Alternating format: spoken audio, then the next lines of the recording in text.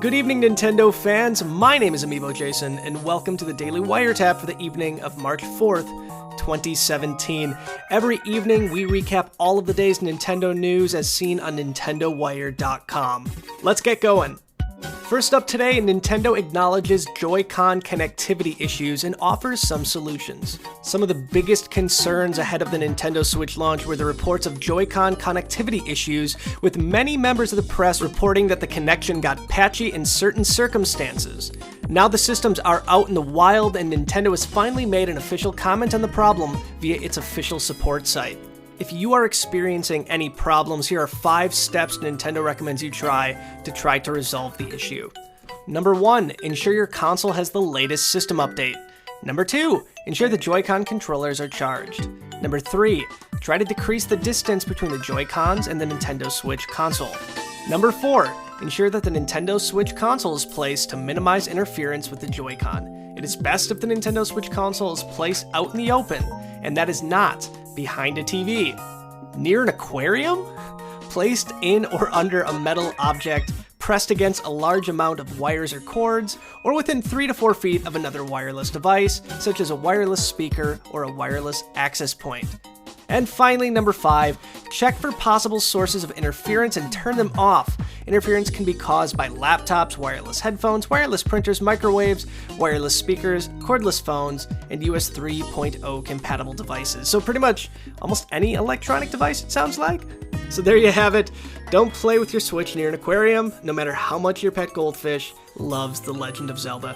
And our second story of the day is Nintendo hides a message within the Switch Pro controller. To anybody who's gotten their hands on one of the Switch's Pro controllers, go ahead and take a quick look at it. According to Twitter user GeoStream, you may be able to find a hidden message from Nintendo tucked away under the top side of the right joystick. If you pull it down and look at it really closely, you'll be able to see the word "Thanks to all game fans" written in white. The message doesn't really serve any purpose other than as a thank you for fans that bought the system and the controller, but it's a nice little message for Nintendo to send to people, even if most people could go their entire lives without seeing it. In the number 3 spot today, Breath of the Wild Wii U vs. Switch comparison video released by Digital Foundry. Digital Foundry has uploaded its performance analysis for Breath of the Wild on both the Wii U and the Nintendo Switch, and while Digital Foundry has confirmed that this is only a preliminary test, the differences between the versions are actually pretty minor. The Switch will render the game while docked at a native 900p, while the Wii U version and the Switch handheld version will run at 720p, giving the docked Switch version a much crisper image. For those interested in taking a look at the full video, you can find a link to the full analysis in the description down below. And finally this evening, Goodbye BoxBoy is possibly getting localized?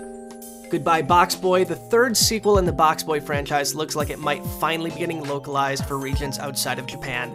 On Nintendo UK's website, Goodbye BoxBoy is listed as an upcoming downloadable 3DS title set to release this month on March 23rd, and it's been retitled Bye Bye BoxBoy. However, it seems the link doesn't actually lead to anything, just a 404 error page, and the game hasn't officially been announced for any other regions outside of Japan, so this is likely an unintentional leak from Nintendo UK. Additionally, while there is no word of it coming here to the US, it's safe to assume that it should show up stateside if it's seeing a European release. Some might remember Goodbye BoxBoy as also having a Japan-exclusive QB amiibo, and all I can say is if this game is really being localized, there's a good chance, we hope, that we'll see the amiibo make its way here as well. Keep your fingers crossed, folks.